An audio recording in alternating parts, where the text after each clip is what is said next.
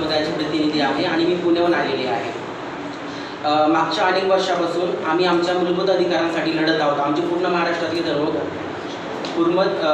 धर्मगुरू आणि आमचा पूर्ण तृतीयपंथी समाज आम्ही आमच्या मूलभूत अधिकारांसाठी लढत आहोत। स्वातंत्र्याला 75 वर्ष होऊन सुद्धा आणि आमच्यासमोर खूप मोठे प्रश्न आहेत। म्हणजे राहण्याचा प्रश्न आहे, आम्हाला घरं नाही आहेत, बऱ्याच गोष्टी नाही आहेत, कुठे रिझर्वेशन नाही आहे। ह्या सगळ्या प्रश्नांना आम्ही सगळे मिळून तोंड देत असताना सदरील जी व्यक्ती आहे ती तृतीयपंथी महिलाच आहे, पण तिच्यासमोर यांनी तिच्या गुन्हेगारीचा पाढा वाचला। पण त्यापेक्षा त्याचं स्वरूप किती क्रूर असू शकतं हे मी तुम्हाला सांगते।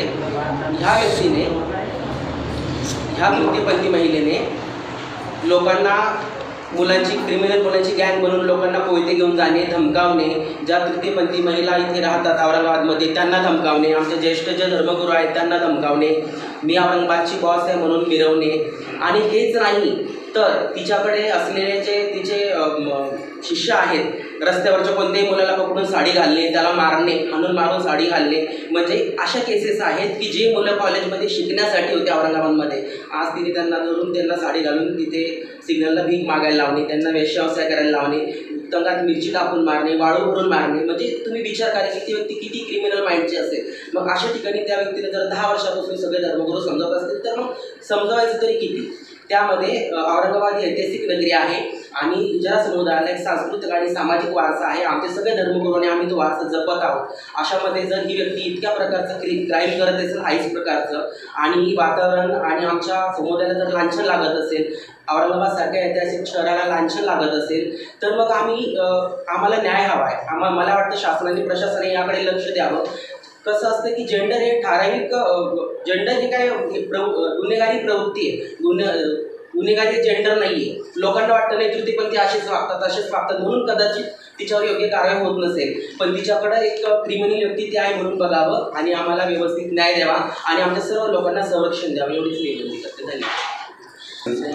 मी दुर्गा भट्टी, एक समाजसेविका आहे, एक पक्षाची पदाधिकारी आहे।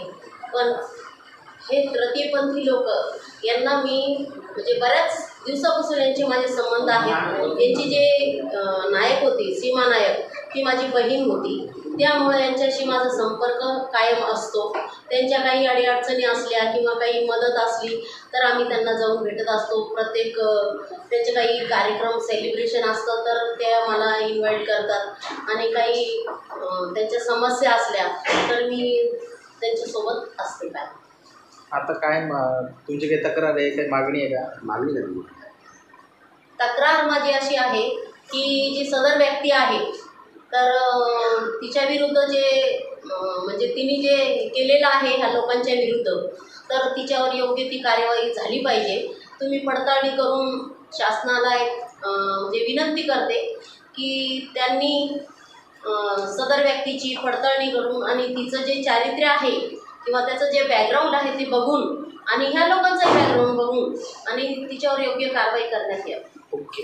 ती पण बोलवल्या बाई आहे, त्याच्यामधनं कोणी माझे सगळे नाही आहे, या सगळ्या माझ्या वस्तीतल्या बाया आहे आणि या सगळ्या हे बघा, या ज्या अम्मा आहे या कमलादेवी, कमला अम्मा म्हणून आहे, या माझ्या शेजारी राहतात। बोला।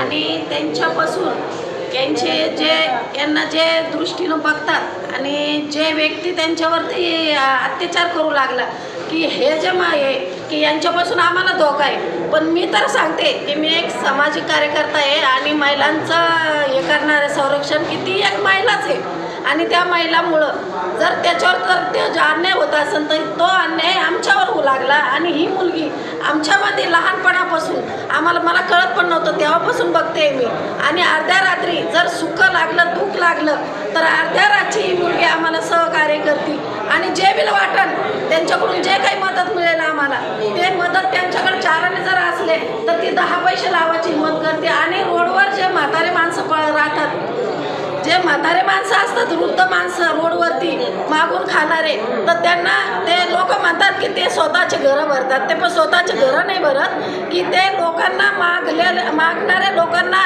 जर चालता जर त्यांनी 10 रुपये कमवले तर 5 रुपये त्या व्यक्तीला देतात आणि एवढं सहकार्य करतात। आणि हा जे सांगणारा जो महिला आहे की यांच्यापासून त्याला धोका आहे. पण मी तर असं समजते की एवढ्या महिलांसोबत काही देते मी की त्यांच्यापासून हिला धोका आहे. जर हिला काही झालं त्याच्यापासून म्हणजे नेमकं त्याचं नाव सांगा ना.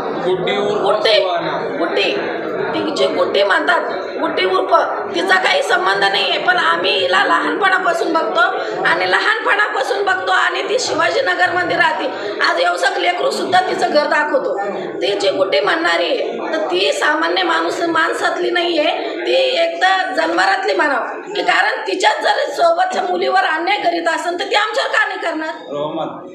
ही आम्हाला सोबत घेऊन जाते, सोबत घेऊन येते. आमचं लग्न असू, कार्य असू, आमच्या घरी लेकरं जर झाले तर बधाई मागायला जर आली तर कधी म्हणत नाही मला बधाई दे. आपले एखादी जर येडीवाकडी साडी दिली तर ती तर मारू कुठून बधाई मागायला लागते.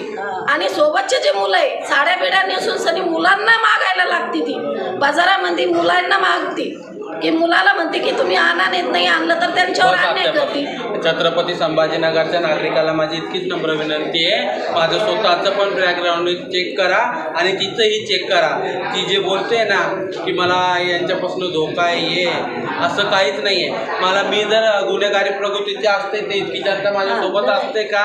आणि तृतीयपंथी समाजाचे सर्व गुरु माझ्यासोबत आहे आणि या माझ्या सगळ्या शिवाजीनगरच्या माई बहिणी माझ्यासोबत आहे. आणि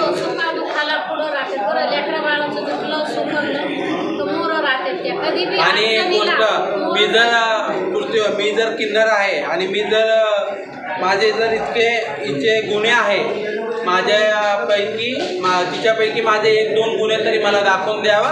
मी सगळ्या नागरिकांची गुन्हेगार आहे.